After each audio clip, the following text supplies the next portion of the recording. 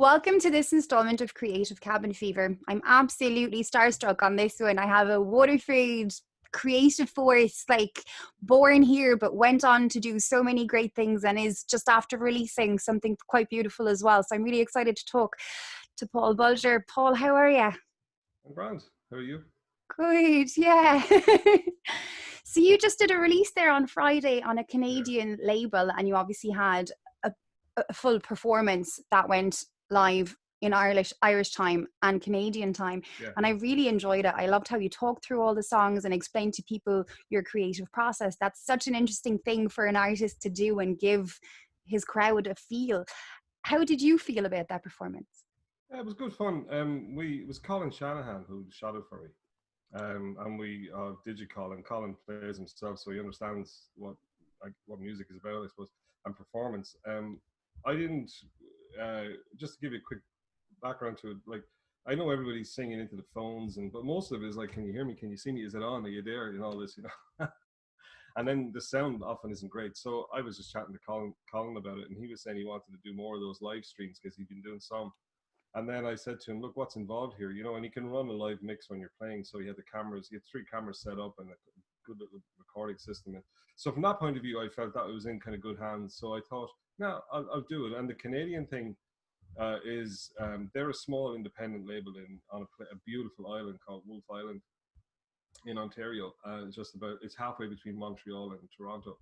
I met them because it's a funny story, but I had given up music. I hadn't been doing music for years. I did it in the 90s. I did it in the 80s in Waterford when I was a kid in heavy metal bands and all that. And then I went to Dublin and I played in a few bands up there, and we did all kinds of stuff that was a bit more indie. And then I ended up kind of playing. I always liked a bit of bluesy kind of stuff. So long story short, I met these guys anyway, and I ended up going to Canada. I've just designed the new Riverdance feature film that's coming out. So that'll be out hopefully later in the year. And that was being made in Montreal, but I did the work here.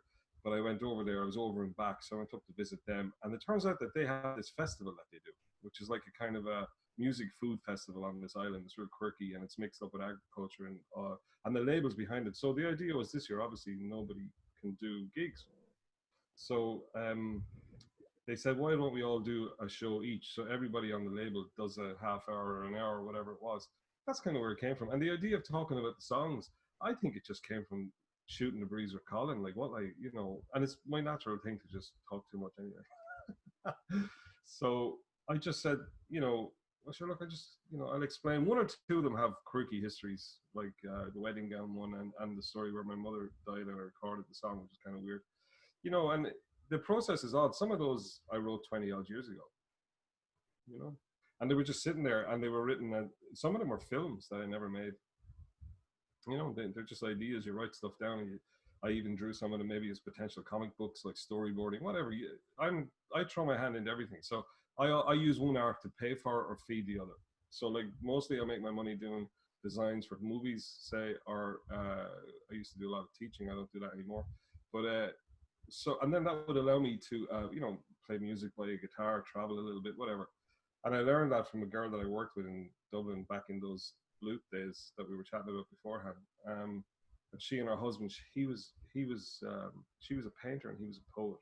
And I remember that she used to work on movies for about 6 months to 8 months, and then she would make enough money for them to go to the log cabin in the arse end of Canada. And I thought, that's brilliant. And back then there was enough projects that you could, and it still is if you're willing to travel. And I thought, if you get good at this thing and you have something you can sell, that's what I twigged very quick. That when I went into animation, that I was pretty all right at drawing characters. And then I learned how to animate, and I realized that I can do this anywhere. Not in every style imaginable, and animation has changed now. It's a bit more done digitally, but in those days you could literally go off to Canada for 6 months because there was such a shortage of people. Now there are colleges turning out hundreds of students every year, so there's no shortage of people. But back in the 80s, early 90s, it's hard to get people on these projects. So basically talking about the work is just the experience. I've just done it. I just do it. It's not like I'm making up stuff. I just do it. And then I go, oh yeah, how did I do that? Oh yeah, it was like that. That's kind of where they come from. And the process when we made the Hound books there a few years ago. I don't want to jump ahead in your conversation, but the part of that process, if anybody's interested on YouTube, you can. We did a Kickstarter for those books, um, but there are videos of me drawing the books. Like I just made them because I figured, people I like to see that stuff. I'm a fan. I like to see what people do. So I'm always searching out the art of book or the behind the scenes of a film or something. Yeah, like let's skip ahead to the Hound. I remember seeing the Kickstarter and not being able to afford it. And then I remember meeting you at Comic-Con and being completely Yeah. blown away. And then my friend Nicola obviously was used as one of the characters, and I was like, oh my God, that's like my dream, is for someone to draw Yeah. me for But you know something what's like funny that. there with Nicola? It's a really funny story. I didn't know Nicola at all, right? And my brother was in Jeff's one time. We were together in Jeff's years ago. That's going back 10 years more. Right? And Nicola walked by and I went, that's Queen Maeve. And he went, what? And she said hello to Clive. And I went, do you know her? And Clive said, I look stop now. I said, no, not for that stupid reason. I said, no, she looks like my drawing. Because I already had a design that kind of looked like her. And then I had this thing. There's a funny thing about drawing. The way I drew that book, it was a particular style. There's another girl in there that plays the Morrigan. She's a Polish actress who's based in Dublin, who we hired. We made a little trailer to try and sell the movie. So we got her in costume, and I put makeup on her, and we drew all these symbols of Newgrain, whatever. I just had a whole design thing. So the two of them came here. It was brilliant. They came to the studio and they played the part. I had roughly drawn the positions and the angles. So the two of them were in costumes that Claire Horgan made. Claire, and she did a brilliant job. I have them out there, and yeah. And then so I photographed Nicola and the other girl, Natalia was her name, and they played the part brilliantly. And Natalia, being an actor, was able to help me stage and steer and give Nicola some, because it's a bit weird to be standing there like in a mad costume in my mad studio, surrounded by comic book figures with this lunatic going, no, you're supposed to be this and you're supposed to. But she was brilliant. And then I started to draw it, and I had all the reference I could ever have. Because it's a funny thing.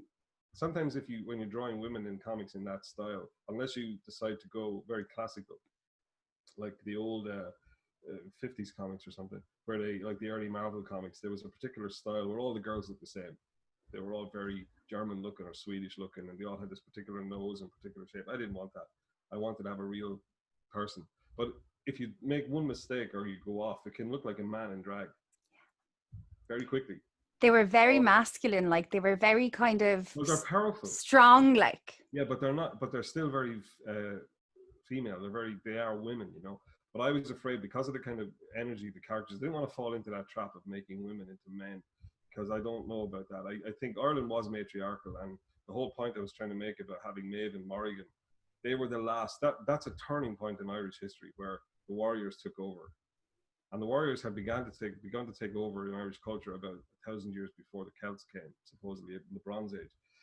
So by the time that story was supposed to have happened in the time of Christ, let's say around 2,000 years ago, women were on the retreat. Christianity would have come in another couple of hundred years and totally decimated it. But at the time of Christ, that was the Romans had invaded Britain. The Scottish, the Picts were working with us. We were the same people pretty much. And they were matriarchal. We were matriarchal. So the women ran the show, but the lads were starting to step up and basically run a protection racket. That's what they were doing. Like the guys ran a tax and protection racket like they do today. So back then they were into cattle raiding and all that. And that woman, Maeve, that I made up, that version, she's not really like that in the original book. She's a survivor. Her kingdom or her queendom or all her people are in trouble. What are they going to do? All the world is changing, and this meddling spirit comes into it to play. She's trying to survive as well. So these two women who are huge personalities and kind of archetypes of Ireland that's gone are being pushed out, and they're going to do whatever they can to survive. Unfortunately, they have to resort to shitty measures, and it doesn't work for them. But Maeve survives. In the original story, she survives. I killed her in the first version of the book, and it felt cruel and unnecessary, so we changed it. And I let her off, because in the original book, she gets let off.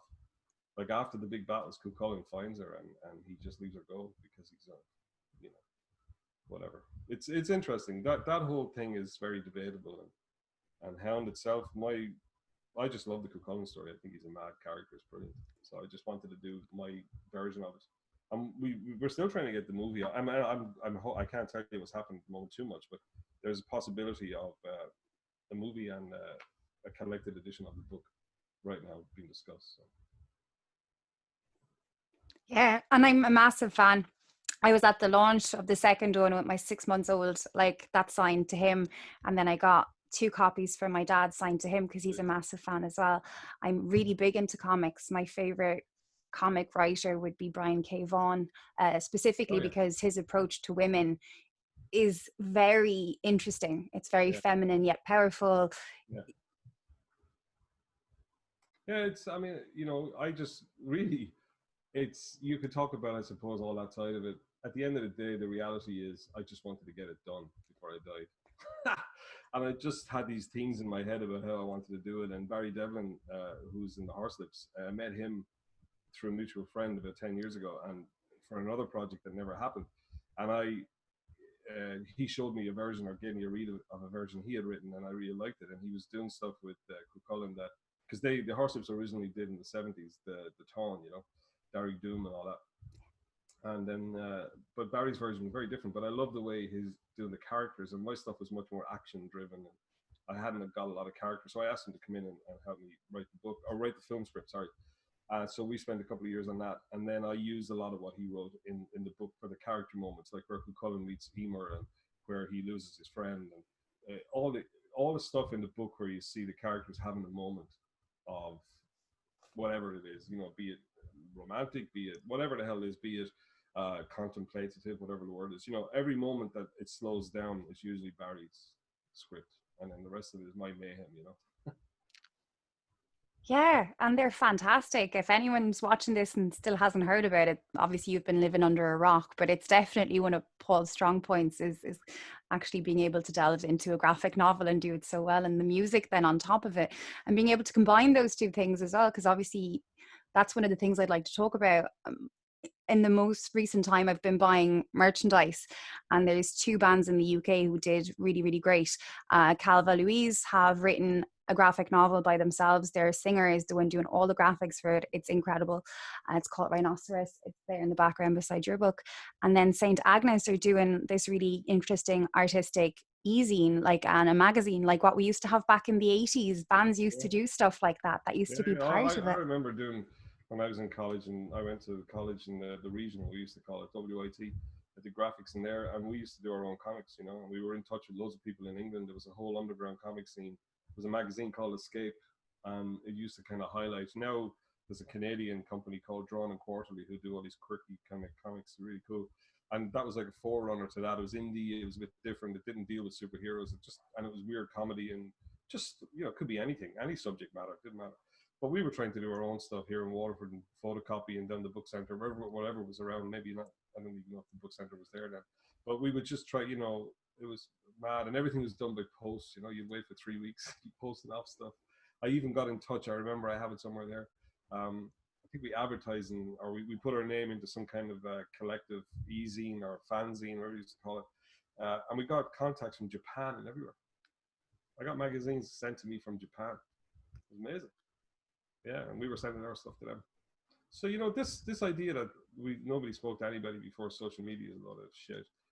It just took longer, and it's almost like history is bunking as well. People talk about, oh, Ireland was on the periphery of Europe. I don't know about that. I'd like to think that I mean, with the way the ocean was, everybody traveled by sea thousands of years ago. So I think Ireland was more in contact with the Middle East than it was with Germany, for example, or France, because people just sailed around the bottom of Spain. So when in the old days, it was probably the similar thing. We had to post each other's stuff.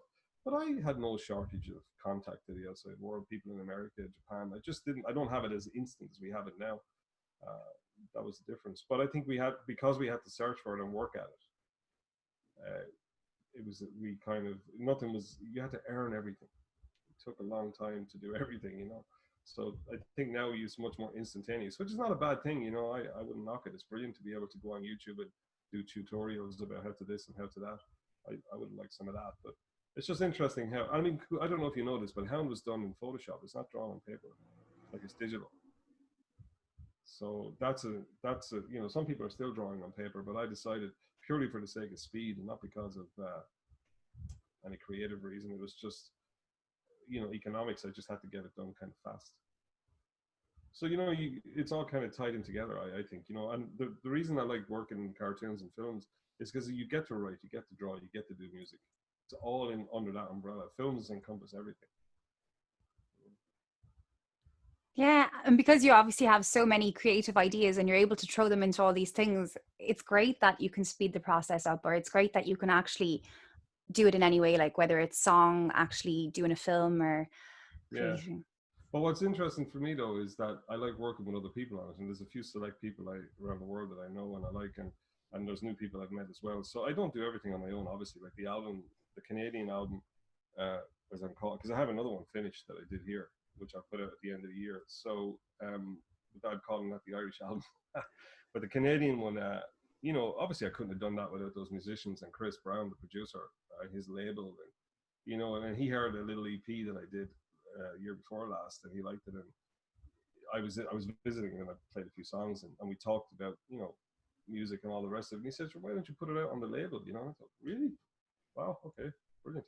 So we just chatted, and then I played him a few more songs, and next it turned into what it is. But he put all the musicians together. I mean, when I visited him, it's a holiday. It was like a week off. I just hung around that place, and then in the mornings we just get a bit of breakfast in the local cafe, go for a stroll. I'd meet everybody he knew. It was a tiny little place. It's like Ballinmacaw, it's a little hamlet. It's lovely. But and I just hung out, and then he would say, "Play me that song," and as I was playing it, he would press record on his computer, and then he built the songs around those. Over the next year and a half when I was back here, and he would, and then they came to play here actually, and I think then we put the drums down in Northern Ireland in Lisburn with Michael Mormika, who's played with Melosian, and he's with Amy Montgomery now. And Michael was brilliant. He had a little studio. I think he has a new studio now in Belfast. But at that time, I went up to see them, and we hung out for a couple of days. And so it was a real haphazard way of making the record. And then the singing, Chris went off to do his tour, and he came back through Ireland, and then we went up to Kilkenny in Broderick's, and that's where I did the singing. And then he took it all back to Canada, and would just send me rough mixes. And he would say, "Look, I think we need to add this or add that." And I have a friend in New York, I have a friend in Toronto, and whatever. And he would just start to build it, and I would say what I wanted. It was almost like a collage. Whereas the one I did here is much more, I suppose, like you would do it traditionally, let's say. I have a friend who lives, a guy from Dublin who lives just on the border in Newry. And so he has people he works with, and he brought them together. And that was much more constrained or much more consistent. I knew everybody that was in the room when they were doing their parts. So that has a different feel to the one that we just put out. It's cool. And then I'm working on a third one now. So that's acoustic. I think I want to do that more acoustic. Like, is there any stopping your creativity? Because like one of the questions I usually ask guests is like, has lockdown affected your creativity or changed it in any way? But you're Has. so Yeah, it has, like, because I don't have. Well, it's brilliant in one way. My studio is the best looking it's ever been. It's really clean, and you could eat off the yard out there. It's so clean. So I spent the first few weeks of the lockdown, like everybody, not knowing what the hell we're doing. So I just started cleaning and tidying and putting my house in order, let's say. But then I have a lot of projects that have been sitting around for a long time. Like I started books with people, and I had started different projects and never finished them. So I just got up off my arse and I just decided, like, let's see if I can, because I'd finished on that Riverdance thing earlier in the year, and we did a section of it up in Kilkenny in Lighthouse Studios. There's a 2D, it's a CG movie, and it's cartoon like, and in the middle of it there's a kind of a dream sequence, I suppose, or whatever you want to call it. But that's done in 2D, so we did that here, and I think then they took it back to Canada and did a bit more work on it. But I was kind of done because I was only designing that film, and then I co-directed that sequence. So there was a period there in the spring where I was all set up to do gigs. I went over to London and I played. There's another Waterford guy, Gavin Carroll, who's originally from Lisduggan and Ballybeg, and he's a really good guy. I know him since we're kids, and we reconnected through Facebook and different stuff over the years. I used to hang out with his older brother, and he is a road manager, a tour manager. He's done graphics. He works like the bands he's worked with. You'd be amazed that I told you. He just came back from the Caribbean with the Jacksons, just before it all hit. But anyway, Gavin and myself were chatting, and I gave him a listen to the album. We hadn't put it out, obviously, and I said, look, I'd like to maybe go over to London, and he said, leave it with me. And I went to this thing called Americana Fest in London in January, and it's kind of it's like a Comic Con for Americana blues rock music, I suppose. It's mad. It's small now. It's not huge, but it's seminars. Excuse me, people in the business talking about publishing or talking about the songwriting, bit of performance, a lot of gigs in the nighttime. But anyway, as part of that, or on the periphery of that, Gavin set up a gig for me, which was brilliant. So one of the girls that's on the label, Lara Taubman, she actually flew over from New York because he put her on the bill. So she's putting out her album in July. Anyway, with Gavin, it was great because I went over there, but I had all these plans. I'm going to gig now. I'm not going to do much drawing for the next few months or anything like that. So then the virus came, and that was the end of that. But then I came back here in February, and yeah, I started to finish off a few books. I've just finished a book that I've been tipping away at for about 5 or 6 years. So we're going to publish that now, hopefully, along with Hound. It's with a big American publisher. He's looking at it. But it's kids comic. It's much more of a, Raymond Briggs. He did the Snowman and all that kind of stuff. Yeah, it's not like that story wise, but it's that kind of a book. It's not really a superhero comic. It's slightly historical, whatever. That's not, and I have another one that's half finished with Ronan O'Snoddy from Keela. Ronan, he loves comics, and we're good mates, and he and me have been talking about this for the last 7 bloody years. And they work with Cartoon Saloon all the time, so I know all the lads, and I know the guys in Tom and the guys in Cartoon Saloon. So there's always this mishmash of music and comics, and like artists want to be musicians, musicians want to be artists, and actors want to be directors, whoever that. Everybody wants to do what the other guy's doing, so we just do it. And with Ronan, it's a really cool little comic that we made up, and so that I'm going to jump into that now next week. You seem like you're taking this time very restfully and peacefully. You're not really doing. Well, I am though. It's funny because I suppose because I'm not working for anybody but myself. I mean, I still got to earn a few bob, so I might have to have a chat with a few people I know. But there's a few projects happening that a few friends of mine are directing, so I'll see if they need a hand somewhere. And the good thing about animation, live action is all shut down. TV production shut down, but animation isn't. Everybody's working from home. All the studios, pretty much all over the world, as far as I understand, in the Western world anyway, has everybody at home. Because I have a setup here, which is a digital drawing tablet and a computer and all that. And everybody that I know seems to have something similar. And if they don't, the studio has given it to them. So people are at home working remote. So what has happened is production management has changed. So the managing of people is now done through something like this, where they might have 20 people on a screen, and you got to get your stuff in by 12, and the production assistants are checking, and they're all using probably a tracking system where everybody has to type in where they're at a particular point. And so it's just a different way of working. But it's just I think somebody in the world is going to go, we don't need to have studios and pay stupid rent anymore. We can do this. There's a downside to it though. It means you're never away from your desk, which I think is not good.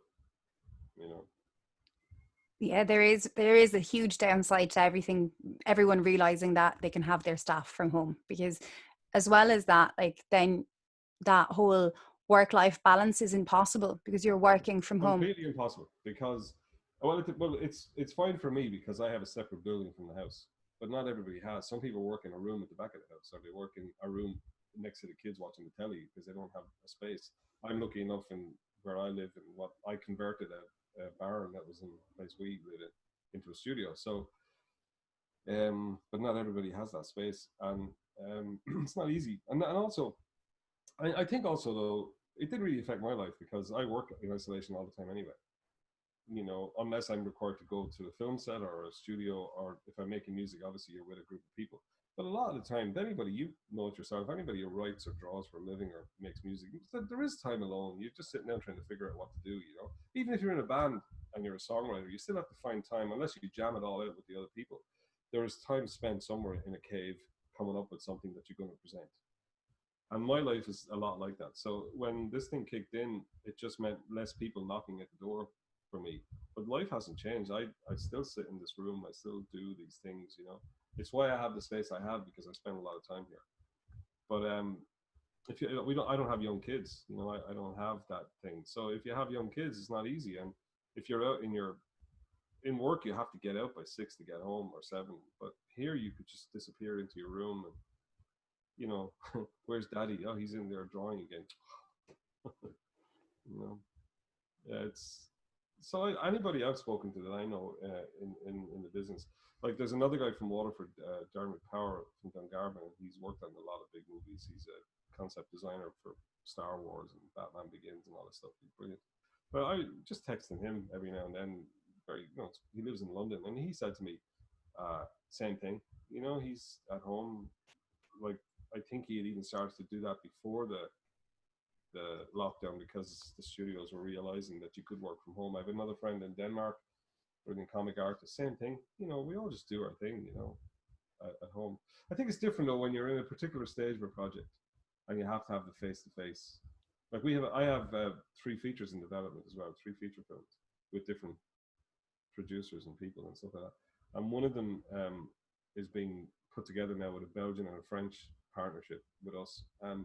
That's being done by Zoom at the moment. But if that ever kicks off and actually gets made, we're going to have to figure out how we can be in a room at least for a month to get it off the ground. Because once we get it briefed on, everybody can work remote afterwards. But you kind of have to have a discussion. It's very hard to do a. People think this is fine chatting to you like this and just waffling, but it's when you have if you and me were trying to work out an idea now, you can only get so far with this. Yeah, and like if you had 50 people in a Zoom conversation, everyone would be jumping in at once. You wouldn't be able to hear each other. It would be impossible. It's really hard, and I was talking. There's another friend of mine who lives in Jamaica from Cork, and the Jamaican government wanted to set up a teaching a kind of a postgraduate training program, I suppose. And it was me, and I was asked to see if I could help do that. And then there was some other people from Spain, I think, and India, different countries. And they put the government in Jamaica put this Zoom call together with about 8 different people. Kind of was a bit like that, you know. People are that one. People were kind of, you know, kind of bidding for the job. But as we were talking, it was very polite. They're all nice people, but it just was hard to have a conversation because you don't know who's talking and who's driving it and who's the chairman, chairperson, whatever the word is. You know, like who's the person that's going to say, "Excuse me, we need to talk about X," because that shit can go. Because then what happens is, "Oh, you know Johnny, I know Johnny. Oh, how's he getting on?" And then suddenly, you know, goes off the rails. You know. Yeah, staying on track in a situation like this is difficult. So I'm going to try and go back on track to one of my questions. And then it's No, been so. just go down through your list because otherwise we'll just be chatting. No, I'm loving it though. That's kind of the point of these. But I always ask people what the first song they fell in love with when they're a musician. And then for you, obviously, it's going to be the first song you fell in love with, Yeah. the first book or graphic novel, and the first film. Because I think that's your gateway drug into the industry. But because you have so many kind of. I don't know. Well, look, Heartbreak Hotel by Elvis is probably the one that got me when I was a kid because my mother was a crazy Elvis fan, and her brother Jimmy Jackson was well known around Waterford, or was. Poor man is dead now, but he was a very famous boxer and singer in Waterford in the '60s, and he was well known. Actually, the Jacksons were well known, that family, for music and everything. But Jimmy was kind of an Elvis impersonator, so I was always surrounded by Elvis when I was a kid. And I think our house cried for about a month when Elvis died, you know. And my father was going, "You're all crazy. You're all mad." He didn't give a shit. But yeah, so Heartbreak Hotel, first movie, I don't know. King Kong, the original 33, black and white, probably, as a live action film. But cartoons, I don't really know because I didn't know much about cartoons. I mean, I like everybody, I watched them when I was a kid. I used to love Top Cat and, you know, stuff that was on the telly, you know, you just watch it, whatever. What was the other thing you asked me? Graphic novel? Comic, Jesus. Graphic novels are so new as an idea. Yeah, okay. We used to collect comics, you know, like just we used to buy 2000 AD. 2000 AD is the big influence. And then when I started to be getting to a 16, 17, little before comic shops were even a thing, there was a cool, funky. It was like a head shop before head shops up in Dublin, in Temple Bar, when Temple Bar was really just a rundown place. It was called the Alchemist's Head, and it was brilliant. And it was a kind of place where if you were into tarot cards, you could buy them, or if you were into, you know, crystals and all that crap, that was there. And this is in like 1981 or something. And then they had a comic section of like stuff we'd never seen, you know, Marvel, not Marvel, Warren comics, Vampirella, and all this kind of stuff. And then they had French comics, and they had translations of French comics, which were amazing. Metal Hurlant, heavy metal, you could get that there. Jim Fitzpatrick is a big influence when I was young as well, and I kind of know Jim a little bit now, which is mad. But yeah, he was a huge influence because obviously nobody else was doing it here that we knew of. And then what else would there be in comics? Oh yeah, so there's that indie scene that started to kick off that we kind of tried to get into. So there's no one comic or no one graphic novel. I suppose Mobius would be the big one.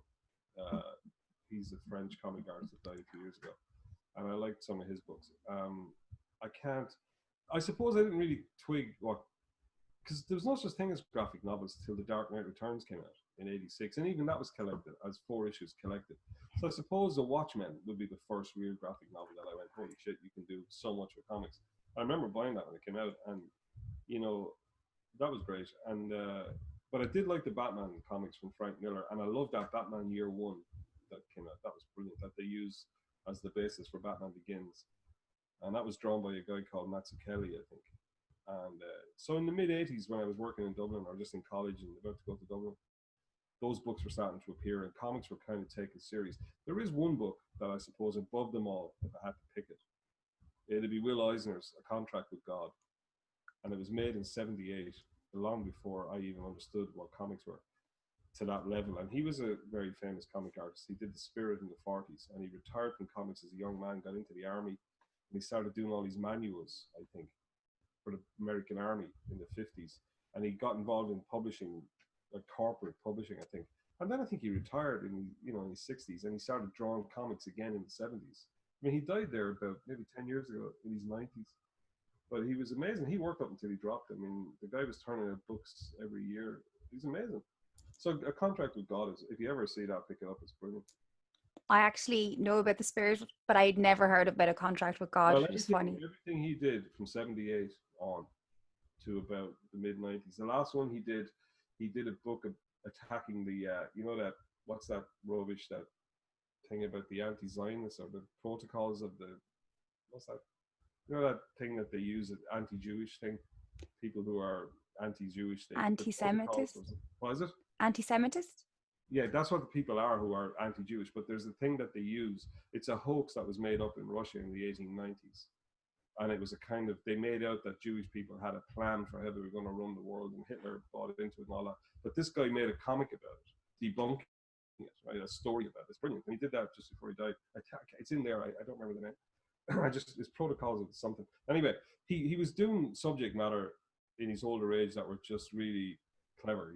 He wasn't doing The Spirit or detective comics. He was tackling living in a city, or he was tackling somebody who's losing their faith or whatever the hell it was. He's brilliant. Big inspiration. But I don't do stuff like that myself. I just like that kind of. I like reading that kind of comic. But you're way, way away from your 80s or your 90s, so there's plenty of time for you to get a lot more. As I always say, I sleep when I'm dead. So what was the other thing you wanted to ask me? That was it. I would have been Dreadfred, Tintin and Asterix and Obelix as a child, and then I would have been very quickly put on to... I didn't discover them until I was 19, 20. I never had them when I was a kid. But you said you grew up in France, did you? Yeah, I grew up between France and Switzerland. Yeah. So I never saw Asterix till I went to college. Wasn't around. We had English comics. Like, that was our thing. All the Beano and the Dandy, as everybody seems to always talk about, the Wizard and Chips, all those British kind of comics, and they were great fun and everything, and there was some great stuff in them. But when I read Asterix, I could see it was on another level. They were just out there. And then that's when I started getting right into the French stuff. I mean, do you speak French? Obviously, you do. Right? Well, I don't. And I mean, I can understand it obviously a little bit from the pictures, and when you start to read French, you realize it's not that far from English in some ways. But I couldn't speak it really, and if somebody was talking to me, I wouldn't understand it. But looking at the books, then I started to track down the English versions, and I bought them.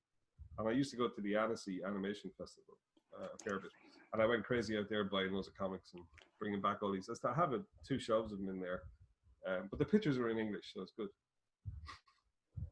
It's really, you can always understand the pictures, right? Yeah, exactly. That's the great thing, because I'm very dyslexic. That's why comic books and graphic novels are huge to me, because I love reading. I'm just not able to.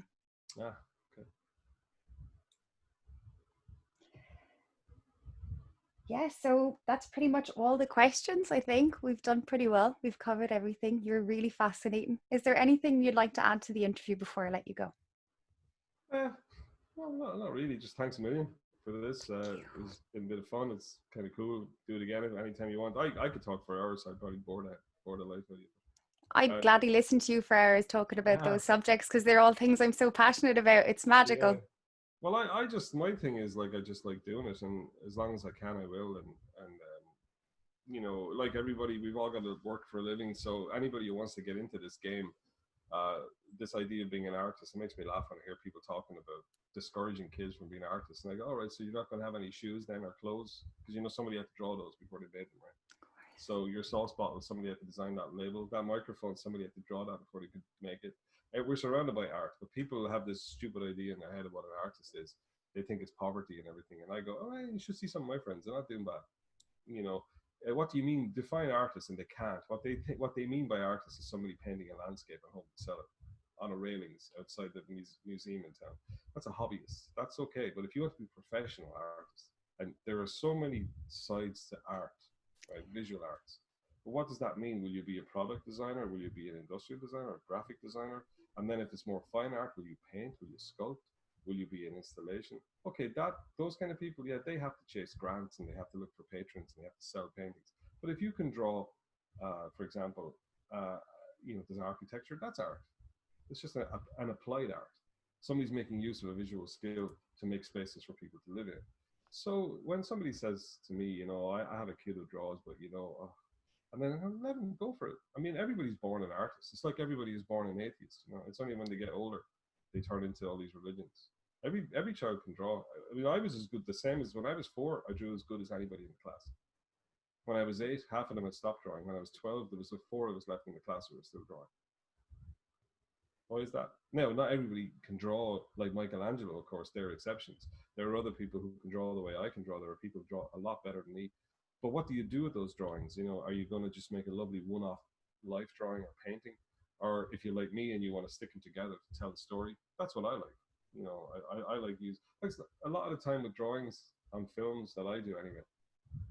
I do them so fast because they're just notes.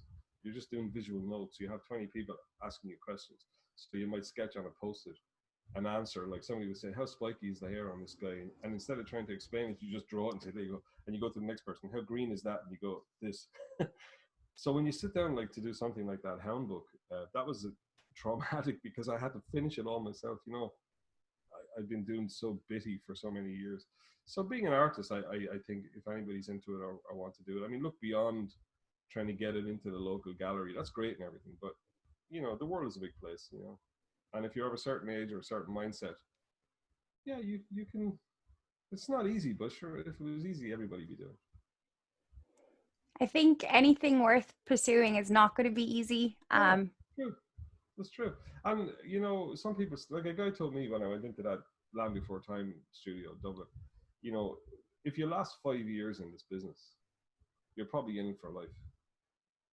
And I thought, yeah, that's fair enough, you know, because that means you've been able to put up with the struggle of trying to get to the point where you're. It's not you're always learning, but you get to the point where they'll pay you for what you can provide. You know, not that they're always correcting what you're doing or always changing. It's like if you have a plumber, you know, they have to go through the apprenticeship and then they go to fix your sink or whatever. I mean, you assume the person that's coming to fix your sink knows how to fix your sink. You don't have to stand over him and tell him he's using the wrong tool or whatever. So I think in something like applied art, like graphic design, or when you're providing a service, you know you should know your shit. But if you're doing your own paintings, you can kind of do what you want. But will people buy it? I don't know. That's the difference. It is hard. Like, it is hard. Like, you're right. Art is everywhere and art is so important. And I don't think there was ever a moment in time in our lifetimes, anyway, where we realized just how important art is.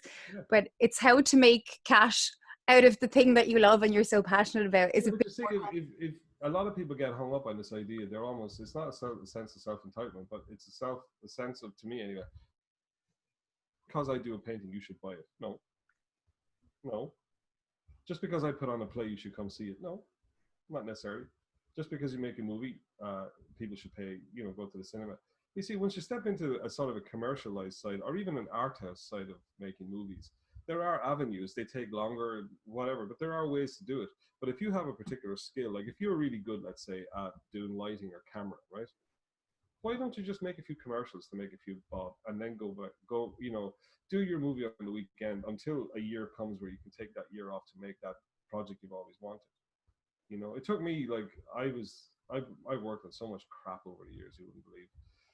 You do, I don't tell people half the shit I work on, and I can tell you there are people around the world who make brilliant projects, and one or two of them might be on TV at the moment who just make commercials and do stuff. It's like guys who are professional musicians who are playing wedding bands when they can't tour. So if you have a skill, if somebody, I have a friend who told me that he plays bass or guitar or whatever, and he said that when he's doing a wedding, he's using it to practice the guitar.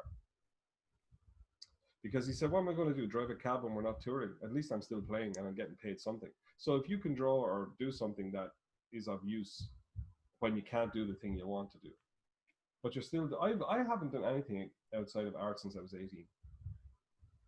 Nothing. Honestly, I just decided, when I up to that age, I worked in supermarkets, I worked in chip shops, I worked in pubs, I did all that crap. I went into college and I started painting signs around town for money for materials. I could have gone and done other work, and I did in the summer, maybe some odd jobs. But the point is that I realized that if I can do this to fund the other thing that I like, that's what I did. So, and I think some of my friends are the same. We all realize that we can do, and then as you get older, you start realizing what they're asking you to do more of, and what you're going to get paid for it, and how do you survive. So, even though it may not be your favorite thing to do, but if you're really good, say it, I don't know, storyboarding or writing or something, but you really want to direct, shut up, you're still in the business. It'll happen. Yeah.